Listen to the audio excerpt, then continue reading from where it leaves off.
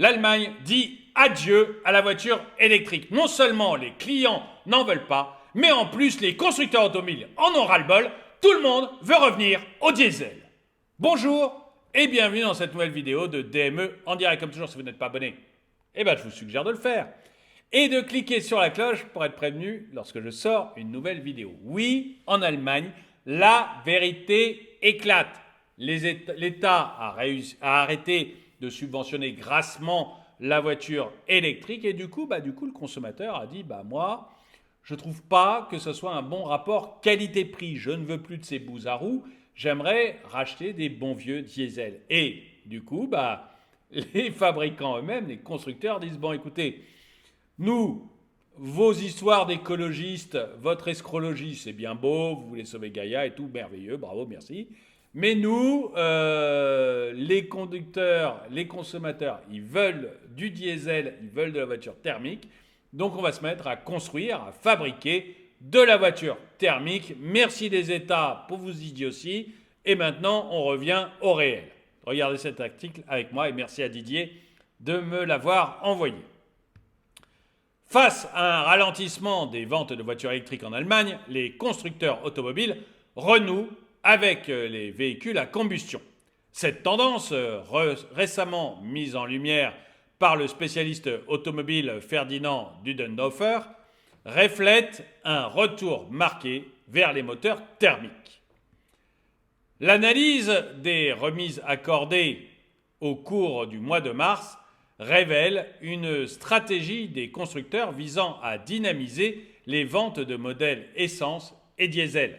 De manière surprenante, les réductions proposées à l'achat sur les voitures à combustion surpassent même celles consenties sur les voitures électriques. Vous savez que pendant un moment, certains constructeurs s'étaient dit bon, on va faire des remises importantes. Comme l'État allemand ne veut plus payer pour les voitures électriques, on va essayer de prendre un peu sur nos marges pendant 2-3 mois pour voir ce que ça donne. Et donc, on va faire des remises sur l'électrique. Seulement, voilà, ça ne marche pas bien. Donc, du coup, les constructeurs ont carrément changé de braquet.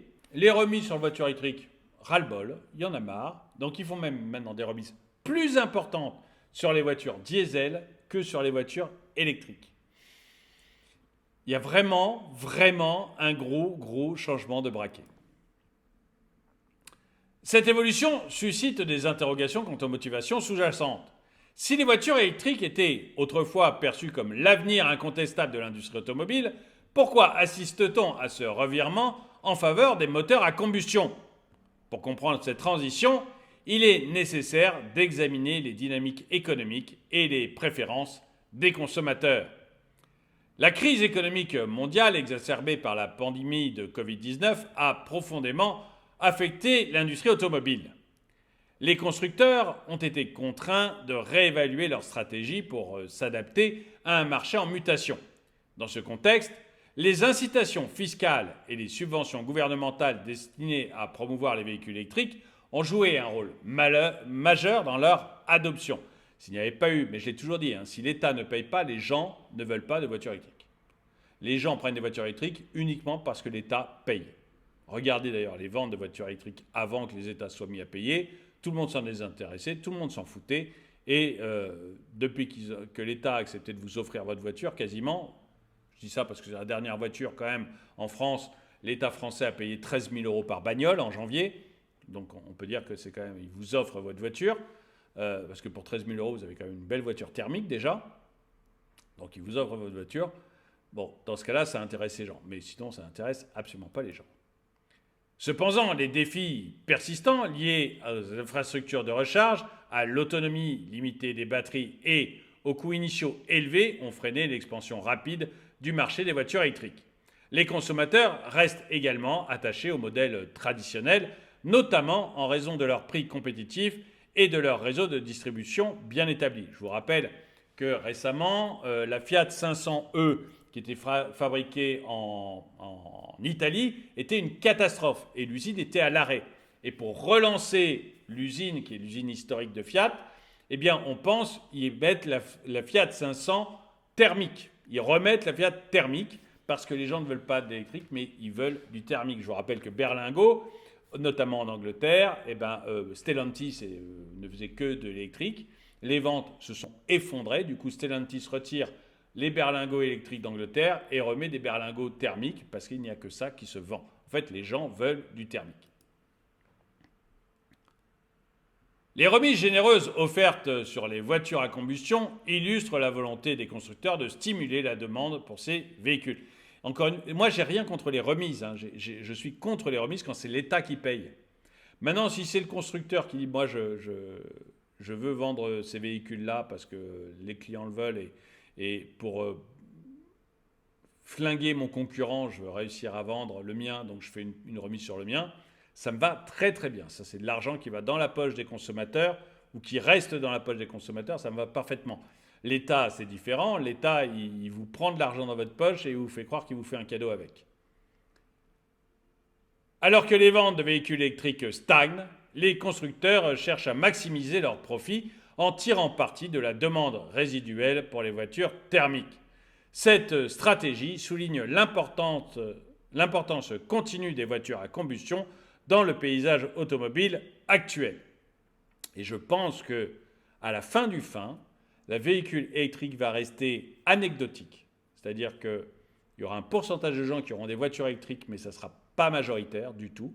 Et il y aura les bobos, il y aura ceux qui en auront l'utilité parce qu'ils vont de leur garage à la ville d'à côté et que c'est à 15 km et que tout va bien. Mais la majorité des gens resteront au thermique et les voitures thermiques vont reprendre le dessus, tout simplement parce que les États n'auront pas le choix, parce qu'ils ne peuvent pas subventionner à fond comme ça pendant des années. On voit l'Allemagne a été obligée d'arrêter. Et aussi parce qu'il n'y aura pas assez d'électricité. Donc il n'y aura pas assez de production d'électricité. Et ça, on le voit en Belgique avec la Wallonie, où les prix de l'électricité vont être multipliés par 5. Par 5 ! Uniquement pour vous décourager de recharger votre voiture le soir et la nuit, ce qui est le moment où vous rechargez le plus votre voiture quand même, c'est quand vous rentrez chez vous et que vous la branchez dans votre garage. La Wallonie, pour éviter ça, va multiplier les prix par 5 en soirée et la nuit. Parce qu'il n'y a pas assez d'électricité. Donc vous voyez bien que, rien que pour ça, les États vont devoir arrêter leur billevesée et leur bêtises. Et finalement, ce sont les gens vont se remettre au thermique tout naturellement, comme c'est le cas actuellement en Allemagne. L'Allemagne, à mon avis, est un bel exemple grandeur nature de ce qui va se passer.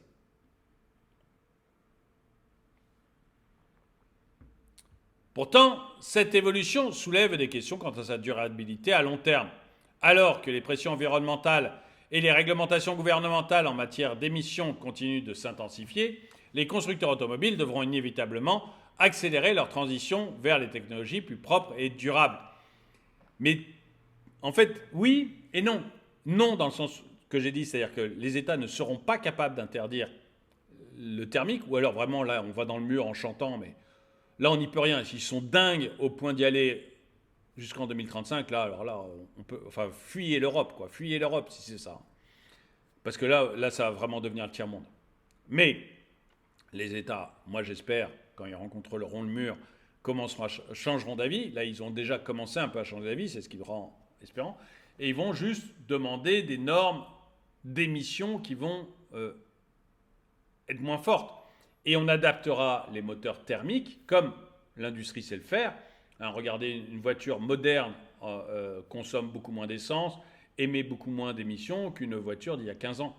Donc en fait, voilà, c'est la marche normale des choses. Et donc, oui, il y aura plus de normes, et oui, la technologie va être obligée d'évoluer, mais non, on n'ira pas vers l'électrique, on gardera du thermique. Sauf à vouloir qu'on se suicide, et puis dans ce cas, bon, mais voilà, il y a un moment aussi, je pense vraiment que la réalité reprend le dessus, moi, un jour. Les investissements dans la recherche et le développement des véhicules électriques et d'autres alternatives à faible émission deviennent donc cruciaux pour assurer la viabilité à long terme de l'industrie automobile. Je suis d'accord pour les autres alternatives. En conclusion, le retour vers le moteur thermique en Allemagne met en lumière la complexité de l'industrie automobile moderne. Alors que les constructeurs tentent de naviguer à travers un paysage en évolution, ils doivent équilibrer les demandes des consommateurs, les pressions réglementaires et les impératifs économiques. Dans cette quête, l'innovation et l'adaptabilité restent des clés de la pérennité dans un monde en constante mutation. Eh bien, j'aimerais savoir si vous êtes d'accord avec moi. C'est-à-dire si effectivement, on est en train de voir en fait la permutation que je vous ai expliquée. C'est-à-dire que la rigolade électrique est bientôt terminée et on va revenir au concret, au réel. Et si vous êtes d'accord avec moi, qu'en fait, ce que l'on voit actuellement en Allemagne, c'est exactement ce qui va se passer dans le reste de l'Europe. C'est-à-dire que les États vont être obligés d'arrêter de financer. On voit notre État est complètement dans le mur là maintenant. Vous entendez ça dans tous les journaux à longueur de temps. Que l'État français est dans le mur. Donc si TF1 commence à le dire, je veux dire, voilà.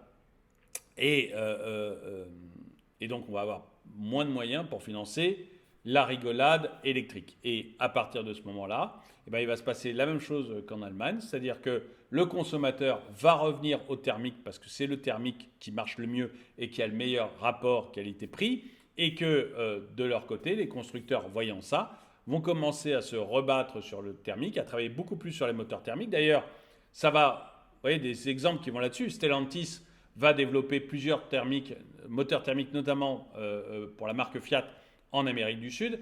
Renault, lors de son interview, pas de son interview, de son audition par le Sénat, le patron de Renault, le président de Renault, a été obligé de dire, bah oui, on va bosser nous sur le moteur thermique parce que c'est de la folie de ne faire que de l'électrique et ça serait terrible pour Renault s'il ne se mettait à faire que ça. Donc il a dit qu'il se remettait aussi à travailler sur le moteur thermique. Est-ce que vous êtes d'accord sur le fait que voilà, les choses vont revenir un peu dans l'ordre et on va de nouveau voir beaucoup plus de thermique que d'électrique? Ou est-ce que vous pensez que non, l'électrique est là pour longtemps et on va continuer, on va persister vers l'électrique et que c'est moi qui me trompe complètement? Ou alors, troisième possibilité, vous pensez qu'on va continuer à aller vers l'électrique et qu'en fait, nos politiques vont nous entraîner totalement dans le mur, peu importe les conséquences. Dites-moi ce que vous en pensez dans les commentaires. En tout cas, merci d'avoir regardé cette vidéo. Mettez-lui un pouce vers le haut, commentez-la, partagez-la. Merci à tous ceux qui soutiennent la chaîne. Et moi, je vous dis à très bientôt.